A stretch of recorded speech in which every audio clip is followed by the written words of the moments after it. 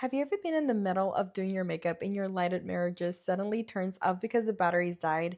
Well, this is Hazel with WTI, and I've been loving this Auxmir mirror because it's rechargeable, feels sturdy and high quality, and I can hang it on a wall or just use it standing up. I love that it has two sides, one regular mirror on one side and a 30X magnification mirror on the other. There are also two power buttons, one on each side, and three light settings. And if I want to adjust how bright I want it to be, I can just hold the button to adjust it. It also comes with two tweezers, which I use for thicker hairs or smaller ones. And the manual even explains the correct distance for using the magnified side.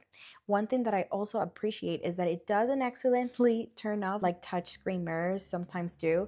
And if you don't get close enough, the image does get blurry. So this isn't a defect. It's standard physics of a powerful concave mirror as it shifts focus with distance. I just stay within 4 inches and it works perfectly. So if you're like me and you want this mirror that can fold and I can toss in my backpack for travel, this is the one you should get. I am in love with it, and that's my point of view.